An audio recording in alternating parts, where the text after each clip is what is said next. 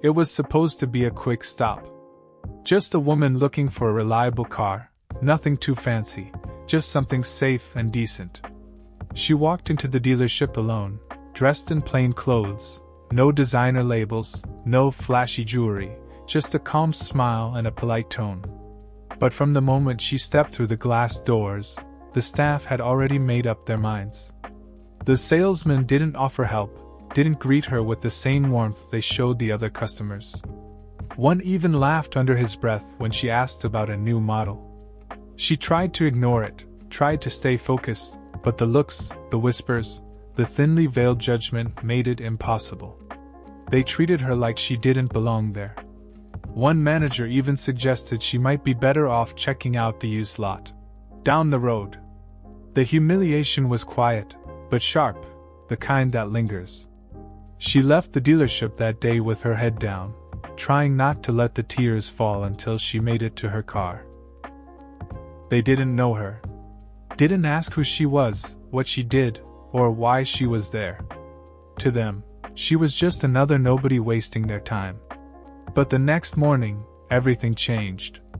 The quiet street outside the dealership was still waking up when a deep, luxurious engine purred into view.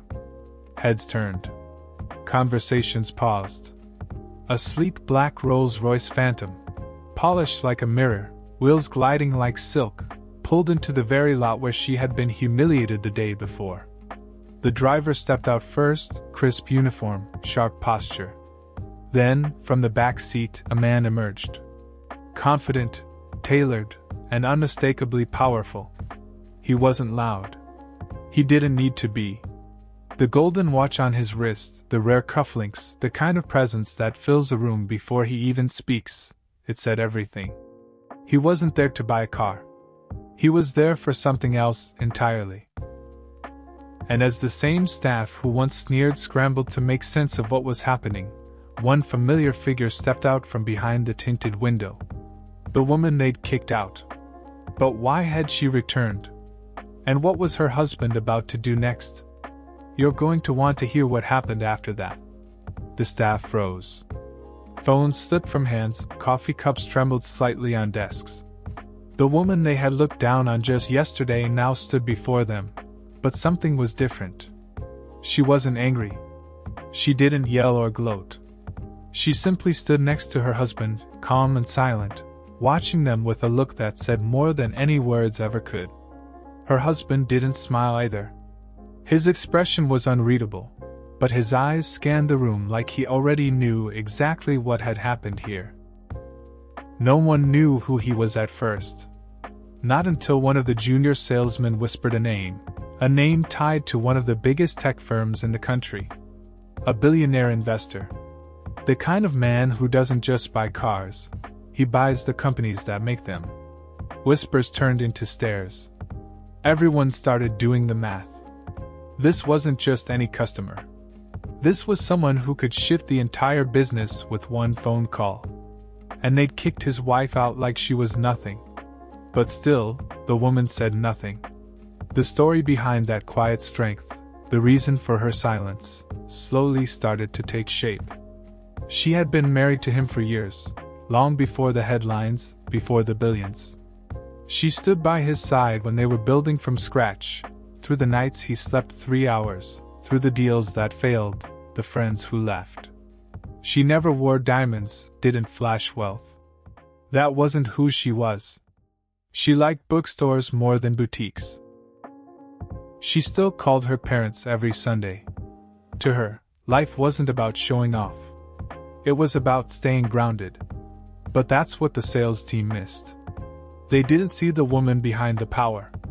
All they saw was someone who didn't fit their idea of a worthy customer. And that mistake? It was about to cost them. The billionaire husband, cool as ever, walked past the desk slowly, stopping at the manager's office. No one dared speak. His hand rested on the edge of the desk, and for a moment, there was complete silence. He looked around at the faces now pale with regret. What was he going to say? Was he here to shut them down? Make an example of them? No one knew yet. But the next move would change everything. The air inside the dealership felt thick, like something invisible was pressing down on everyone. No one moved. The receptionist glanced nervously at the general manager, who stood frozen behind the glass wall of his office. The billionaire's wife remained by the Rolls Royce, quietly watching. She hadn't said a single word, but the look on her face made it clear this wasn't about revenge. It was about principle. About respect. Her husband finally spoke, his voice calm but heavy with authority. "I was told my wife wasn't treated very well here yesterday." He didn't raise his voice, didn't need to. The quiet way he said it made the tension worse.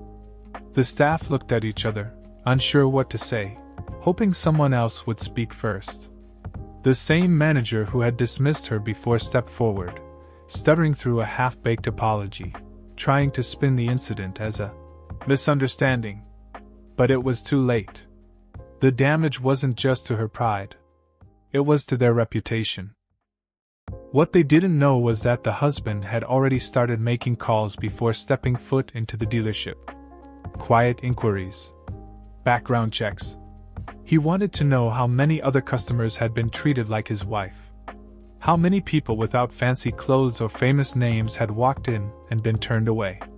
What he uncovered pointed to a pattern, especially toward women, minorities, and anyone who didn't look like money. At the same time, the story began to spread. One customer had seen the Rolls Royce and recognized the billionaire. A few photos went up online. A tweet mentioned what had happened. Local bloggers picked it up. The narrative was no longer in the hands of the dealership. It was in the hands of the public now. And the public loves stories of comeuppance. Meanwhile, back inside, a young intern named Emily watched the entire scene unfold from the corner of the office. She had started working at the dealership just 3 weeks ago and had seen firsthand how unfair the treatment could be. She'd always wanted to speak up, but fear kept her quiet. Now, with this moment unraveling in front of her, she started thinking, maybe it was time to come forward. Maybe this was bigger than just one bad experience. But would anyone listen to her? Or would the truth be buried again? That answer was still waiting in the next move. Outside, more people had begun to gather. The sight of a luxury Rolls Royce parked in front of a mid-tier dealership was drawing attention, and the whispers were growing louder. Some people recognized the billionaire instantly. Others were filming, wondering what was going on. The dealership staff peeked through the blinds, their nerves stretched tight. This wasn't just a moment anymore. It was turning into a public scene. Inside, the atmosphere was unbearable. The billionaire stood still, one hand resting on the desk, eyes locked on the manager who had brushed off his wife just 24 hours ago. The manager tried to laugh, offering a nervous handshake. It was left hanging in the air. Every second of silence felt like an hour. The wife finally stepped forward, her heels clicking softly on the polished floor. She wasn't angry. That's what made it worse. She looked at the people who had dismissed her, not with hate, but with quiet disappointment. She turned to her husband and gave a small nod. He reached into his coat and pulled out a document folder, placing it gently on the counter. No one knew what was inside, but the expression on the manager's face changed the moment he read the top page. Emily, the intern, stood just outside the office door, barely breathing. She could hear bits of the conversation. Legal terms. Contract references. Something about an offer. An acquisition? Her heart raced. Was he actually buying the dealership? She knew the owner had been looking for an exit. Was this the billionaire's next move? But the tension wasn't just inside anymore. Online, the situation was exploding. A video clip had gone viral. The one showing the moment the Rolls Royce pulled in and the staff's sudden shift in behavior. The comments were filled with anger. People were tagging news outlets, calling for accountability, sharing their own stories of being judged for their appearance. A storm was brewing, and the dealership was right at the center of it. Meanwhile, inside, the billionaire remained calm, but his voice grew firmer. He asked questions, direct, uncomfortable ones. Is this how you treat all women who walk in alone? Do you judge every customer by their shoes? No one had answers. The room was filled with the sound of shame. And still, no one knew what he was about to do next. The papers sat on the counter like a loaded weapon. His wife stood beside him, quietly waiting. Everything was building to a breaking point. Just as the tension inside the dealership reached a breaking point, the door swung open again. This time, it wasn't another customer or curious onlooker. It was a sharply dressed woman in her 40s, confident, professional, and clearly someone used to being in charge. She walked straight past the gawking staff and into the manager's office without knocking. Everyone stared, confused. The billionaire's eyes flicked toward her, and for the first time, his expression shifted, just slightly. She introduced herself quickly, regional director of the luxury auto group that owned the dealership franchise. She hadn't come because of the incident. She'd come because of the growing media attention, the viral posts, and a phone call from corporate that morning. A call sparked not by formal complaints, but by noise, online noise. And right now, that noise was threatening the brand's reputation across multiple locations. The manager went pale. He hadn't expected corporate to get involved, at least not so soon.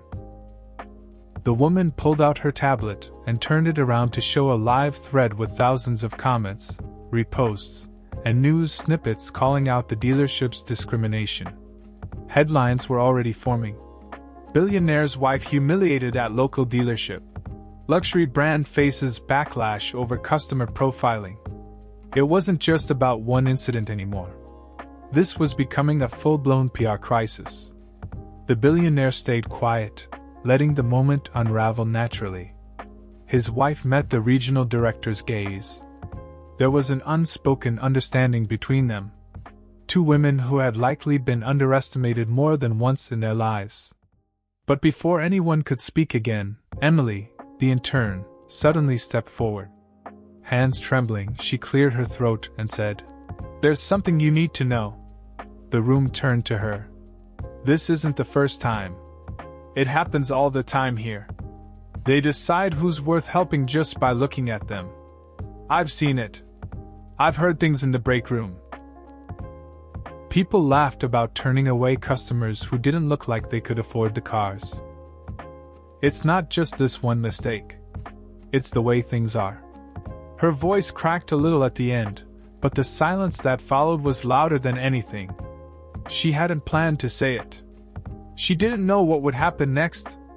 But something about this moment pushed her over the edge. The billionaire's wife turned to her slowly. No one expected what she said next. But what she revealed would shake the entire dealership to its core. For a long moment, no one moved.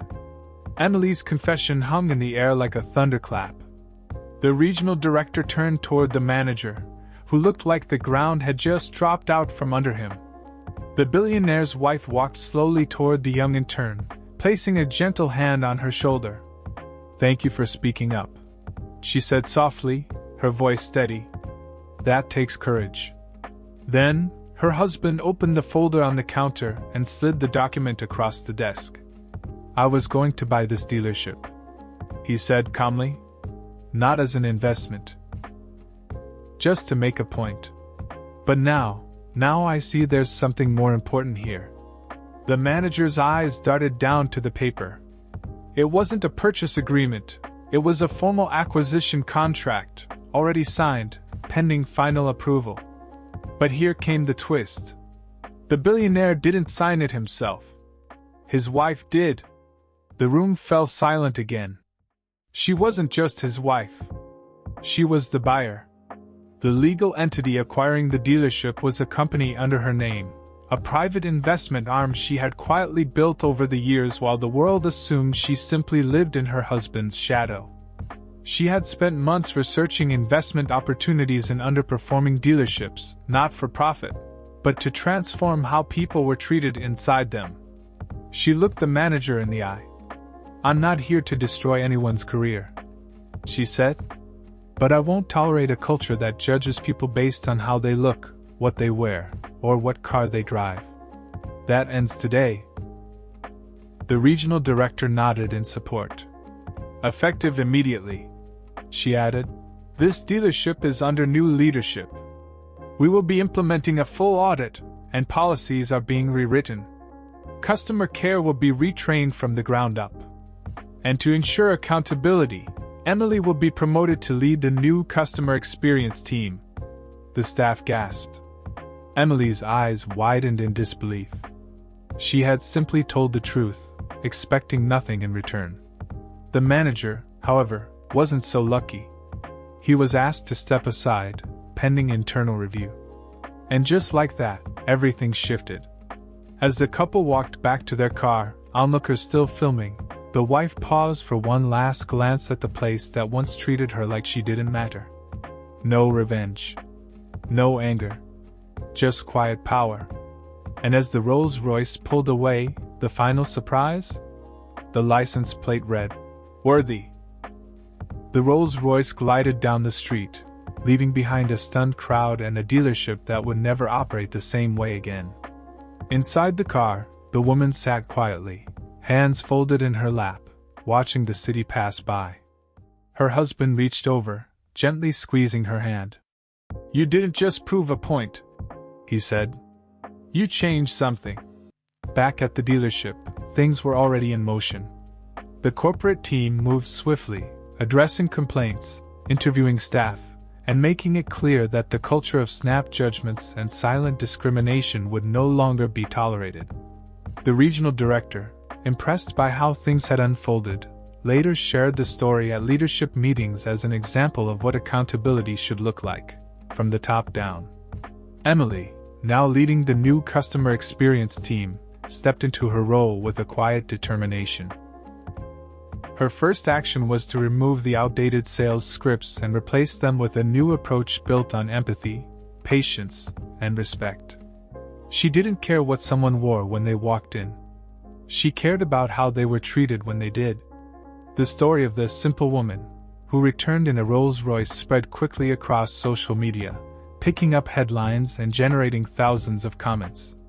But for the woman at the center of it all, it was never about the attention. She didn't do it for likes or shares. She did it because she knew how it felt to be dismissed, to be told without words that you weren't good enough. And she wanted to make sure no one else had to feel that way again. The dealership eventually became known not just for selling cars, but for its renewed reputation, a place where people of all backgrounds were welcomed with the same level of care and respect. And that shift inspired other locations across the country to reevaluate how they served their communities. As for the woman, she returned to her life away from the spotlight. Still in love with quiet bookstores, weekend walks, and building things behind the scenes. Only now, she had one more story under her belt, one that reminded the world that worth isn't measured by appearance, money, or status. Sometimes, true power is the ability to walk away from disrespect and return with something far greater than revenge. She returned with change. And that made all the difference.